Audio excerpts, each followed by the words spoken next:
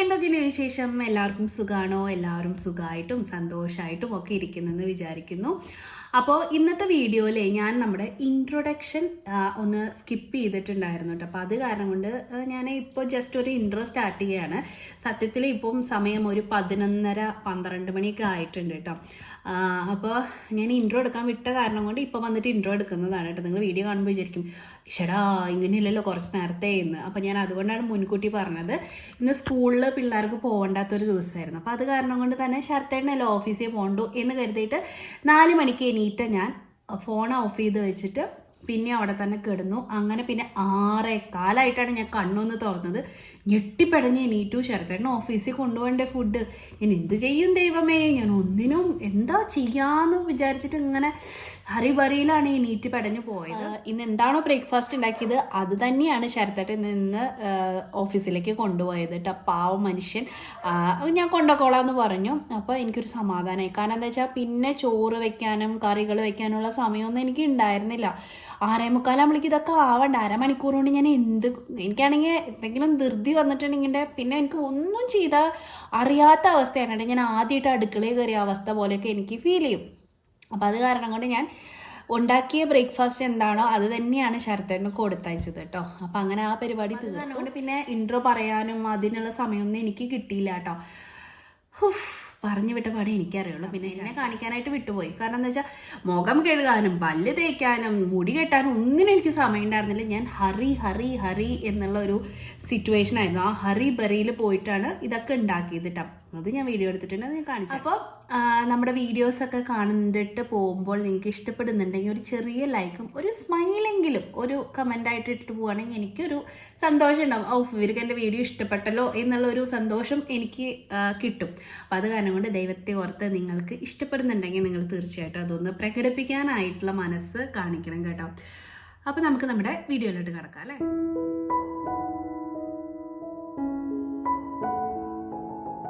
തലതിരിഞ്ഞ ദിവസത്തിലേക്ക് എല്ലാവർക്കും സ്വാഗതം. അപ്പോൾ കണ്ടോ, ഞാൻ വീഡിയോ എടുത്തത് പോലും തലതിരിച്ച് വെച്ചിട്ടായിരുന്നു. ഇന്ന് കാലത്തെ തന്നെ എന്തൊക്കെയോ മിസ്സിങ് ആയിരുന്നു കേട്ടോ. എനിക്ക് എന്തോ ഒരു വല്ലാത്തൊരു ഫീലായിരുന്നു കേട്ടോ. എനിക്ക് പറയാൻ തന്നെ അറിഞ്ഞുകൂടാ. അപ്പോൾ അതേ പാലൊക്കെ തിളച്ച് വരുന്നുണ്ടായിരുന്നുള്ളൂ. നേരെ വൈകിട്ടാണ് ഓൾറെഡി എണീറ്റിട്ടുണ്ടായിരുന്നത്.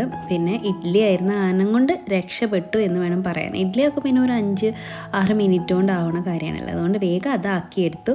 അത് കഴിഞ്ഞിട്ട് ഞാനൊരു ഉപ്പേരി ഉണ്ടാക്കാനുള്ള തത്രപ്പാടിലായിരുന്നു. നോക്കിയപ്പോൾ ചെറിയ ഉള്ളി ഒന്നും ഇല്ല കേട്ടോ. ഈ ഇടയായിട്ട് ഞാൻ എല്ലാം കുറേ മറന്നു പോകുന്നുണ്ട്. ഭയങ്കര ക്ഷീണവും കാര്യങ്ങളൊക്കെയാണ് കേട്ടോ. അപ്പം തോരനല്ല നമ്മുടെ മെഴുക്കുവരട്ടിക്ക് ചീരയായിരുന്നു ഇന്നുണ്ടായിരുന്നത്. അതെടുത്ത് മെഴുക്കുവരട്ടി ആക്കാൻ വെച്ചു. അത് കഴിഞ്ഞപ്പോഴത്തേക്കും ഇഡ്ഡലിക്ക് ചട്നി അരയ്ക്കുന്നതിന് പകരം ഞാനൊരു ടൈപ്പിലുള്ള റെഡ് കളറുള്ള ചമ്മന്തി പോലെയാണ് അരച്ചെടുത്തത് കേട്ടോ. ചട്നി ആക്കിയിട്ട് നീട്ടിയെടുത്തില്ല എന്ന് ചുരുക്കം. അപ്പോൾ ഒരു 2 തക്കാളി നല്ല പഴുത്തത് നോക്കിയിട്ട് കുറച്ച് വെളിച്ചെണ്ണയിൽ സവോളയും പിന്നെ ഒരു 5-6 വെളുത്തുള്ളിയൊക്കെ ഇട്ടിട്ട് നന്നായിട്ടൊന്ന് ഫ്രൈ ആക്കിയിട്ട് എടുത്തു കേട്ടോ. വാട്ടിയെടുക്കല്ല, ഒന്ന് ഫ്രൈ ആവുന്ന പോലെ എടുക്കുകയാണ് ചെയ്തത്. വേണമെങ്കിൽ ഗ്യാസിലാക്കിയിട്ടും അങ്ങനെ വേണമെങ്കിൽ നമുക്ക് ചെയ്തായിരിക്കും കുറച്ചും കൂടി എളുപ്പം. അത് എടുത്ത് അത് ചൂടാറാൻ അവിടെ വെച്ചു. അതേ എണ്ണയിലേക്ക് കുറച്ച് കറിവേപ്പില, ഒരു 2 വറ്റൽമുളക്, ഒരു 10-15 മണി ഉഴുന്നുപരിപ്പും കൂടിയിട്ട് നന്നായിട്ടൊന്ന് വഴറ്റി മാറ്റി വെച്ചിട്ടുണ്ട്. എന്നിട്ട് അത് ചൂടാറുമ്പോഴത്തേക്ക് മിക്സിയുടെ ജാറിലിട്ടിട്ട് നല്ലോണം ഒന്ന് അരച്ചെടുത്താൽ നമ്മുടെ ചമ്മന്തി റെഡി. ഇതിൻ്റെ ബാക്കി ഫൂട്ടേജ് എൻ്റെ നഷ്ടപ്പെട്ടു പോയി. ഉപ്പും കൂടി ചേർക്കാൻ മറക്കല്ല. അത്രയേ ഉള്ളൂ കേട്ടോ. അത്രയാണ് നമ്മുടെ ചമ്മന്തിന്നോ ചട്നിന്നോ വേണമെങ്കിൽ പറയാം. ദോശയുടെ ഇഡ്ഡലീൻ്റെ ഒക്കത്തിന് കൂടെ നല്ല കോമ്പിനേഷനാണ്. ട്രൈ ചെയ്ത് നോക്കൂ കേട്ടോ.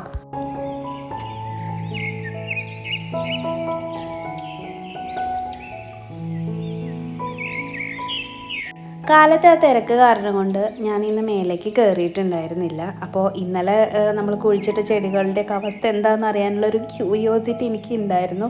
പക്ഷെ കാലത്ത് തന്നെ വന്ന് നോക്കാനൊന്നും എനിക്ക് പറ്റിയില്ല കേട്ടോ. നിങ്ങൾക്കറിയാമല്ലോ, ഞാൻ കാരണം പറഞ്ഞു കഴിഞ്ഞതാണ്. അപ്പോൾ ചെടികളൊക്കെ ഉഷാറായിട്ട് തന്നെ നിൽപ്പുണ്ട് കേട്ടോ, ഭാഗ്യം. അതുപോലെ വെള്ള കളറിലുള്ള കടലാസ് പൂവ് വിരിയാനായിട്ട് തുടങ്ങിയിട്ടുണ്ട്. ഇനിയിപ്പോൾ സമ്മർ സീസൺ ആകുമ്പോഴത്തേക്കും ഇങ്ങനെ കടലാസ് പൂവ് നിറയെ പൂക്കളുണ്ടാവാൻ തുടങ്ങും. നല്ല ഭംഗിയാണ്. ബ്ലീഡിങ് ഹാർട്ടിൽ സ്റ്റിൽ ഫ്ലവേഴ്സ് വന്ന് നിൽപ്പുണ്ട് കേട്ടോ. നല്ല ഭംഗിയാണ് അതും കാണാൻ. പിന്നെ ഇന്നൊരു പുതിയ അതിഥിയുണ്ട്. നല്ല വൈറ്റ് കളറിലുള്ള വലിയ റോസാപ്പൂട്ട്. ഇതിൻ്റെ ഇതളും ഭയങ്കര വലുതാണ്, കാണാനും ഭയങ്കര വലുപ്പമാണ് കേട്ടോ. അപ്പോൾ അവരെയൊക്കെ കണ്ട് ഒരു സന്തോഷമായിട്ടാണ് ഞാൻ മേലെ നിന്ന് താഴത്തേക്ക് ഇറങ്ങിയത്. തുണിയിടാൻ വന്നതായിരുന്നു കേട്ടോ ആക്ച്വലി. ഇന്ന് പിന്നെ സാവധാനത്തിലെല്ലാം ചെയ്താൽ മതിയായിരുന്നു കേട്ടോ. അപ്പം ഞാൻ എന്താ വെളിച്ചെണ്ണയിലേക്ക് കുറച്ച് അധികം തേങ്ങ ഇട്ട് കൊടുത്തിട്ടുണ്ട്. ഒരു അരമുറി തേങ്ങ എന്ന് വേണമെങ്കിൽ പറയാം കേട്ടോ. എന്നിട്ട് ഒരു തണ്ട് കറിവേപ്പിലിട്ട് നല്ലോണം വഴറ്റിയിട്ട് എടുക്കുകയാണ്. അപ്പോൾ ഇത് ലൈറ്റായിട്ടൊന്ന് ഒരു ഗോൾഡൻ കളറിലേക്ക് മാറുമ്പോൾ മാത്രമാണ് നമുക്ക് ഇതിലേക്ക് ഇഞ്ചി, 2 വെളുത്തുള്ളി, ചെറിയുള്ളി, പച്ചമുളക് ഈ വക ഐറ്റംസൊക്കെ ചേർത്ത് കൊടുക്കേണ്ടത്. എന്നിട്ട് അതും കൂടി നന്നായിട്ട് വഴറ്റിയിട്ട് എടുക്കുക. ബൈ നമ്മൾ മീൻകറിയാണ് വെക്കാനായിട്ട് പോകുന്നത്. അപ്പോൾ തേങ്ങ ഈ ഒരു കളറായപ്പോഴത്തേക്കും ഞാൻ പൊടികൾ ചേർക്കണം കേട്ടോ. കാശ്മീരി ചില്ലി പൗഡർ, സാധാരണ മുളക് പൊടി, 2 പിഞ്ച് ഉലുവാൻ്റെ പൗഡർ, പിന്നെ ഒരു അല്പം പെരിഞ്ചീരകം ഇട്ട് കൊടുത്തിട്ടുണ്ട്. മല്ലിപ്പൊടി ഒരു 2 ടീസ്പൂൺ ഇട്ട് കൊടുത്തിട്ടുണ്ട് കേട്ടോ. മഞ്ഞൾപ്പൊടി ഈ സമയത്ത് ചേർക്കരുത്, കാരണം തീ ഓണായിട്ടാണ് ഇരിക്കുന്നത്. അപ്പോൾ ഞാൻ അതെല്ലാം നല്ലോണം ഒന്ന് വഴറ്റിയിട്ട് എടുത്തു. ഇത് കൈയെടുക്കാണ്ട് തന്നെ ചെയ്യണിട്ടില്ലെങ്കിൽ പൊടി കരിഞ്ഞു പോകും, പിന്നെ പറഞ്ഞിട്ട് കാര്യമില്ല. എന്നിട്ട് ലാസ്റ്റ് ഒരല്പം മഞ്ഞൾപ്പൊടി, നമ്മുടെ മീൻ കറിക്ക് എത്ര വേണോ അതിനനുസരിച്ച് കേട്ടോ. ആക്ച്വലി ഞാനിത് ഇട്ടത് എത്രയാണെന്ന് എനിക്ക് യാതൊരു ഓർമ്മയില്ല കേട്ടോ. അങ്ങനെ അതൊക്കെ ഒന്ന് വഴറ്റിയെടുത്ത് അത് ചൂടാറാനായിട്ട് വെച്ചിട്ടുണ്ട്.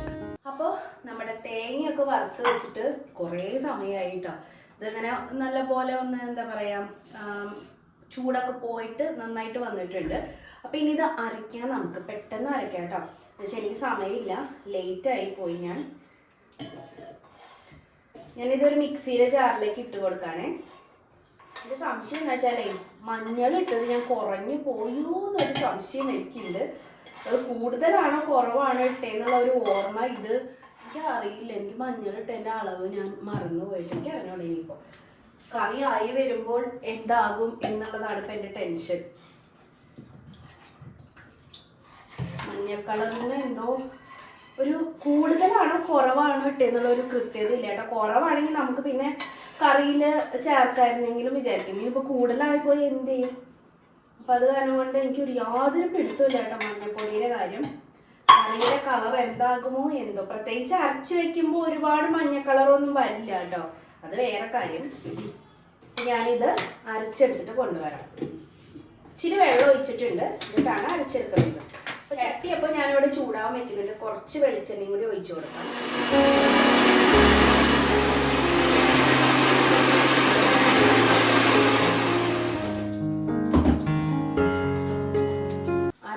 ഇച്ചിരി കൂടി വെള്ളം ഒഴിച്ചിട്ട് അരയ്ക്കാം.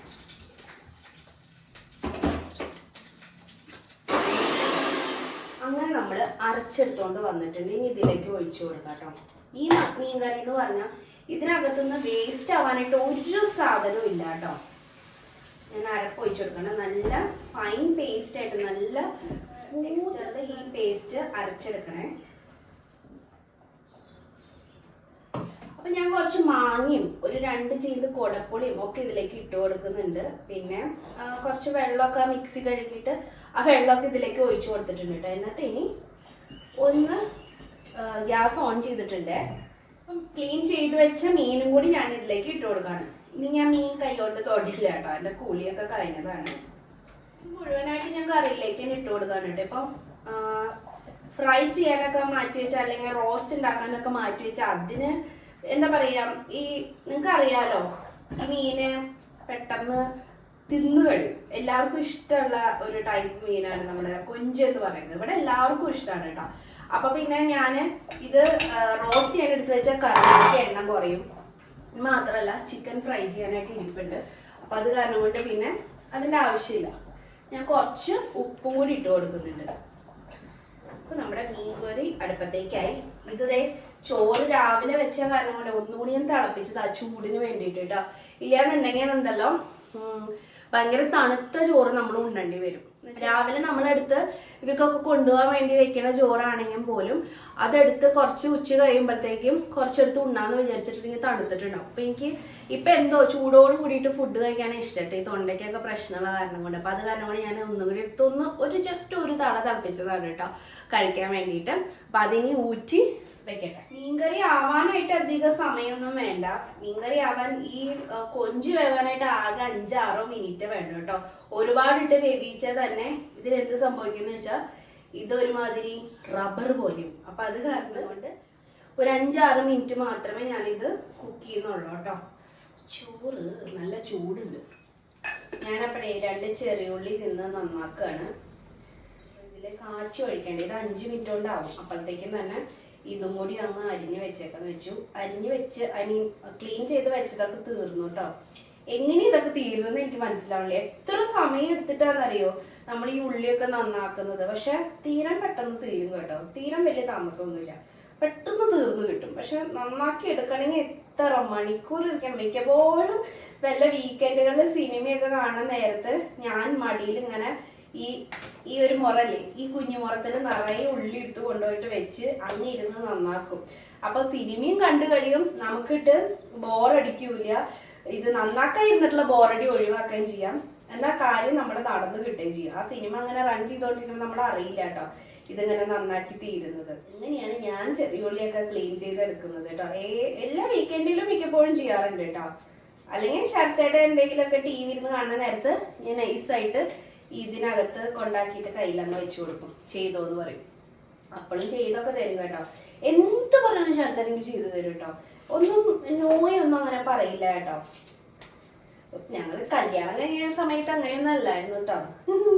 നമ്മൾ തമ്മിൽ ഈ ഒരു എന്താ പറയുക ഒരു ബോണ്ടിങ് ഒക്കെ വരാനായിട്ട് കുറേ സമയം എടുത്തിട്ടുണ്ട്. എന്നുവെച്ചാൽ നമുക്ക് രണ്ടുപേർക്കും അങ്ങോട്ടും ഇങ്ങോട്ടും പരിചയമില്ലാത്ത ആൾക്കാരല്ലേ. എൻ്റെ ജീവിതത്തിൽ പെട്ടെന്ന് വന്ന ഒരാളാണ് ശരത്ത് എന്ന് പറയുന്നത്.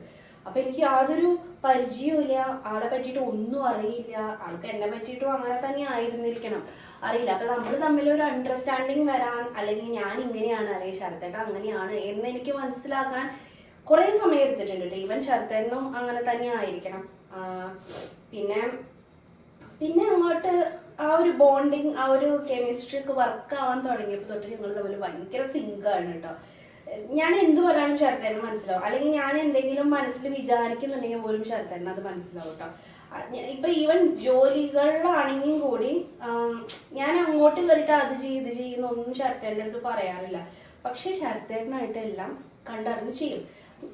സത്യം പറയുകയാണെങ്കിൽ ഞാനും അത് എന്താ പറയാ ആഗ്രഹിക്കുന്നുണ്ട്. എനിക്കൊരു ചെറിയ ഹെൽപ്പ് കിട്ടിയിരുന്നെങ്കിൽ ചില കാര്യങ്ങൾക്ക് കേട്ടോ, എല്ലാ കാര്യങ്ങൾക്കല്ല എന്നൊക്കെ എനിക്ക് മനസ്സിൽ തോന്നുമ്പോഴത്തേക്കും ശരത്തേട്ടൻ ഇവിടെ ഉണ്ടെങ്കിൽ ഓടി വന്നത് ചെയ്തിട്ടുണ്ടാവട്ടെ. എങ്ങനെയാണെന്ന് എനിക്ക് അറിഞ്ഞുകൂടാ.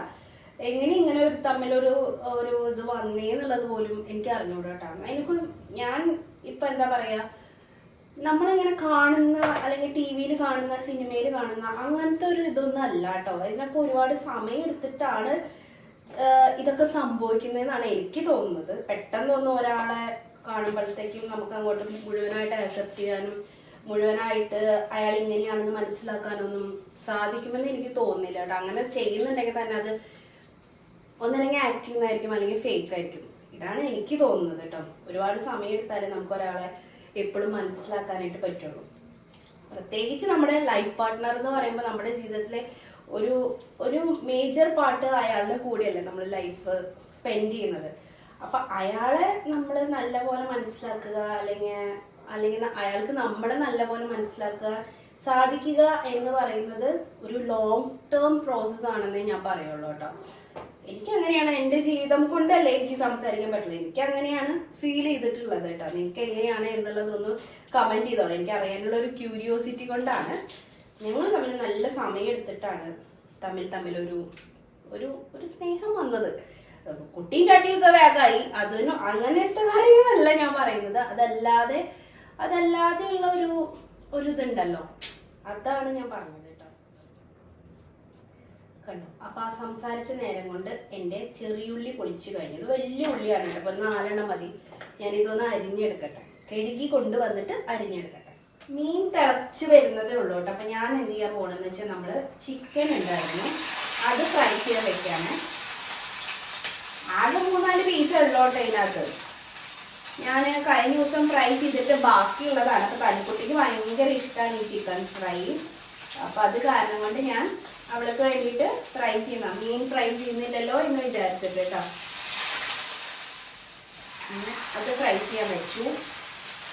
പിന്നെ ഇവിടെ ഞാൻ പപ്പടത്തിന് കാച്ചാൻ വേണ്ടിയിട്ടുള്ള എണ്ണയും കൂടി ചൂടാവാൻ വെച്ചിട്ടുണ്ട്. അതും ആയിക്കൊണ്ടിരിക്കുകയാണ്.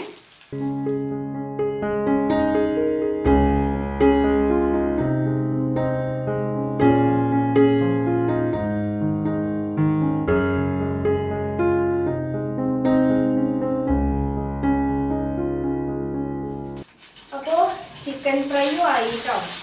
ചിക്കൻ പെട്ടെന്നായി. ഞാൻ അവിടേക്ക് നമ്മുടെ ഉള്ളി കാച്ചാനുള്ള പാത്രം വെച്ചു കൊടുക്കുകയാണ്. അപ്പം ഇത് മാങ്ങ വേവുന്നില്ല കേട്ടോ, എനിക്ക് എന്താണെന്ന് അറിഞ്ഞൂടാ, മാങ്ങ വേവുന്നില്ല. അപ്പം ഞാൻ ഒന്ന് അടച്ച് വെച്ചിട്ടുണ്ട് പെട്ടെന്ന് വെന്ത് കിട്ടാൻ. മീൻ ഏകദേശം വെന്ത് കഴിഞ്ഞു കേട്ടോ. ഇനി മാങ്ങ എന്താന്ന് അറിഞ്ഞൂടാ, ഇങ്ങനെ അതുപോലെ തന്നെ കിടക്കുന്നു മാങ്ങ. ഒരു 2 മിനിറ്റും കൂടി ഒന്ന് അടച്ചു വെച്ചാൽ പെട്ടെന്ന് വെന്ത് കിട്ടും. അപ്പൊ ആ സമയം കൊണ്ട് നമുക്ക് ഉള്ളി കാച്ചിട്ട് എടുക്കാം. ഉള്ളിയൊക്കെ ഞാൻ അപ്പൊ അരിഞ്ഞു വെച്ചിട്ടുണ്ടായിരുന്നു. കുറച്ച് കറിവേപ്പിലയും കൂടി ഇട്ട് കൊടുക്കാം. കറിവേപ്പില കണ്ടോ, ഇവിടുന്ന് പൊട്ടിക്കുന്നു ഇടുന്നു, ഇങ്ങനെയാണ് ഞാൻ കറിവേപ്പില. ഇപ്പൊ എത്ര ദിവസമായി നിറയെ ഇങ്ങനെ ഇരിക്കുന്നു, 2 ആഴ്ചയായിട്ട് ഇതിങ്ങനെ വെള്ളത്തിൽ ഇരിക്കുകയാണ് കേട്ടോ. 2 കമ്പ് വീതം ഞാൻ അങ്ങനെ പൊട്ടിച്ച് വെച്ചിട്ടുണ്ട്. നിറച്ചിട്ടുണ്ടായിരുന്നു, ഇപ്പൊ ഇത്രയും ആയിട്ടുണ്ട് കേട്ടോ. ഇതുവരെയ്ക്കും ഒരു പ്രശ്നവും കേട്ടോ, ഇല പൊഴിഞ്ഞു വീഴോ ഒന്നുമില്ല കേട്ടോ.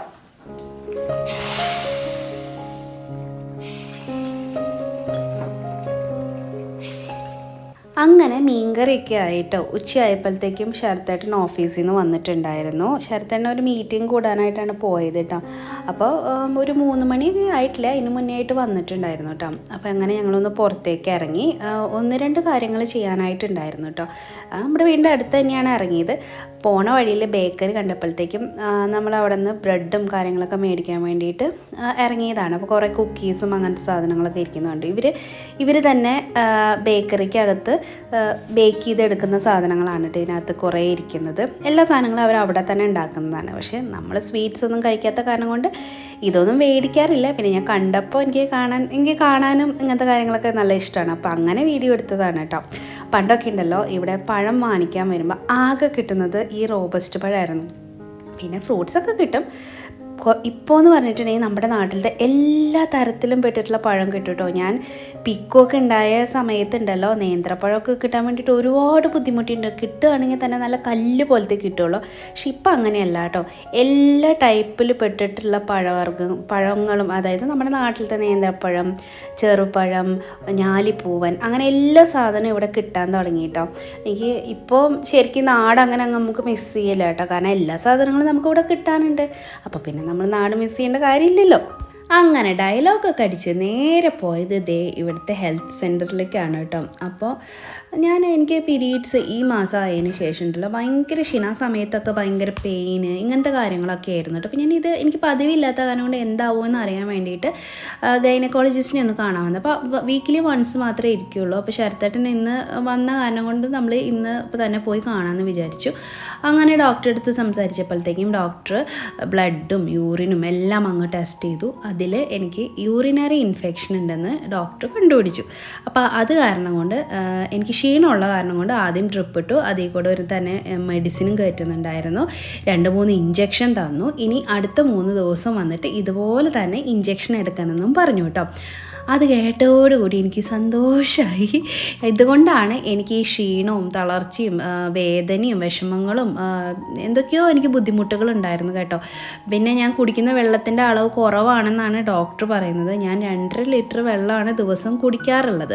അത് ഞാൻ ഡോക്ടറെ അടുത്ത് പറഞ്ഞപ്പോൾ ഡോക്ടർ പറഞ്ഞു, എന്നാൽ നിങ്ങളുടെ ശരീരത്തിന് 1 ലിറ്ററും കൂടി എക്സ്ട്രാ കൂടുതൽ വെള്ളം വേണം, അതുകൊണ്ടായിരിക്കും. പിന്നെ ഇങ്ങനെ ഡീഹൈഡ്രേറ്റ് ആവുന്നതായിരിക്കാം, ചിലരുടെ ബോഡി അങ്ങനെയാണ്, ഹീറ്റ് കൂടുതലായിരിക്കും, അതുകൊണ്ടായിരിക്കും എന്നൊക്കെ പറഞ്ഞു.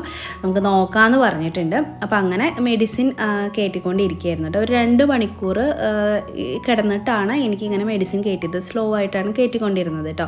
അപ്പോൾ അത് ശരീരത്തിലേക്ക് കയറും തോറും എനിക്കിങ്ങനെ ഭയങ്കരമായിട്ട് ക്ഷീണമോ തളർച്ചയോ കണ്ണ് കാണാത്ത അവസ്ഥയൊക്കെ ഉണ്ടായിരുന്നു കേട്ടോ. അത്രയും ഡോസുള്ള മരുന്നാണ് എനിക്ക് ആദ്യത്തെ കയറ്റുന്നതെന്ന് എൻ്റെ അടുത്ത് പറഞ്ഞിട്ടുണ്ടായിരുന്നു. എന്ന് വെച്ചാൽ ഇൻഫെക്ഷൻ പെട്ടെന്ന് മാറാൻ വേണ്ടിയിട്ട്. പിന്നെ ഇത് ഇച്ചിരി ലേറ്റായിപ്പോയി. ഞാൻ ഇപ്പം പീരീഡ്സൊക്കെ ആയി കഴിഞ്ഞ് ഒരാഴ്ചയൊക്കെ കഴിഞ്ഞിട്ടൊക്കെയാണ് ഡോക്ടറെ വന്ന് കാണുന്നത് കേട്ടോ. ഞാനിത് അതിൻ്റെ ഭാഗമായിരിക്കും എന്നല്ലേ നമ്മൾ ചിന്തിക്കുള്ളൂ.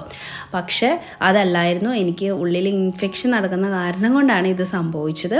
അങ്ങനെ വന്ന് മെഡിസിനൊക്കെ കയറ്റി നമുക്ക് എന്തെങ്കിലും ഒരു മാറ്റം നോർമലി ഉള്ളതിൽ നിന്നും വ്യത്യാസം വരുന്നതായിട്ട് തോന്നണമെങ്കിൽ ഉടനെ തന്നെ ഗൈനക്കോളജിസ്റ്റിനെയോ അല്ലെങ്കിൽ ഏതെങ്കിലും സാധാരണ ഫിസിഷ്യനെയോ കാണണമെന്നാണ് ഡോക്ടർ പറയുന്നത് കേട്ടോ. അങ്ങനെ 2 മണിക്കൂർ കിടന്ന് മരുന്നൊക്കെ കയറ്റി ഒരാഴ്ച കഴിക്കാനുള്ള മരുന്ന് അവിടെ എഴുതിക്കൊണ്ടിരിക്കുന്നു. അപ്പം കുറച്ച് ക്ഷീണവും കാര്യങ്ങളൊക്കെ ഉണ്ടാവുമെന്ന് പറഞ്ഞിട്ടുണ്ട്. പിന്നെ ബാർലി വെള്ളം കുടിക്കാനായിട്ട് പറഞ്ഞിട്ടുണ്ട് കേട്ടോ. ബാർലി വെള്ളമല്ല, ബാർലി വെള്ളം. അപ്പോൾ അതിൻ്റെ ഒരു പാക്കറ്റ് പോണ വഴിക്ക് വാങ്ങിക്കാൻ പറഞ്ഞിട്ടുണ്ട്. അപ്പോൾ ഞങ്ങൾക്ക് എണീറ്റിരുന്നപ്പോൾ എനിക്കിങ്ങനെ തല ചുറ്റുന്ന പോലെ ഉണ്ടായിരുന്നു കേട്ടോ. അപ്പോൾ അവരെന്നോട് ഒരു 10 മിനിറ്റ് കഴിഞ്ഞിട്ട് ഇരുന്നിട്ട് പോയാൽ മതി എന്ന് പറഞ്ഞു. എൻ്റെ മുഖം നോക്കിയാൽ എന്ത് ക്ഷീണമായി പോയി എന്നറിയാമോ. അപ്പോൾ അങ്ങനെ കൈമത്തെ സൂചിയും കാര്യങ്ങളൊക്കെ അയച്ചു കേട്ടോ. അങ്ങനെ 2024 ആദ്യത്തെ ആശുപത്രി കേസ് ഞാൻ ഉദ്ഘാടനം ചെയ്തിരിക്കുകയാണ്. എനിക്ക് ചിരിയാണ് വന്നത്. ദൈവമേ, ഞാൻ തന്നെ തുടക്കം വെച്ചല്ലോ എന്ന് ആലോചിച്ചിട്ട് കേട്ടോ. പിന്നെ കുഴപ്പമില്ല, ഇതിപ്പം ഇപ്പോഴെങ്കിലും കണ്ടുപിടിച്ചില്ലെങ്കിൽ നമുക്ക് കൂടുതൽ ബുദ്ധിമുട്ടായിട്ട് മാറിയേനെ. അപ്പോൾ തനുക്കുട്ടി ഇതേ അവിടെ എൻജോയ് ചെയ്യുന്നു, അവിടെ ഓടിക്കളിക്കലൊക്കെ ആയിരുന്നു. അങ്ങനെ നമ്മൾ വീട്ടിലേക്ക് തിരിച്ചു പോവുകയാണ്. അപ്പോൾ ഇന്നത്തെ ഈ കുഞ്ഞു വ്ളോഗ് ഇത്രയേ ഉള്ളൂ കേട്ടോ. നിങ്ങൾക്ക് ഇഷ്ടപ്പെട്ടെങ്കിൽ ലൈക്ക് ചെയ്യാനും ഷെയർ ചെയ്യാനും കമൻറ്റ് ചെയ്യാനും മറക്കല്ലേ. അപ്പോൾ ഇനി 2-3 ദിവസം കഴിഞ്ഞിട്ടൊക്കെ എനിക്കിത് എഡിറ്റ് ചെയ്യാൻ ഇതിനൊക്കെ പറ്റിയിട്ടുണ്ടായിരുന്നുള്ളൂ. കാരണം എന്താ വെച്ചാൽ എനിക്ക് ഭയങ്കര ക്ഷീണമായിരുന്നു. അതുകൊണ്ടാണ്. അപ്പോൾ അടുത്ത വ്ളോഗിൽ നമുക്ക് വീണ്ടും കാണാം. അതുവരയ്ക്കും നന്ദി, നമസ്കാരം.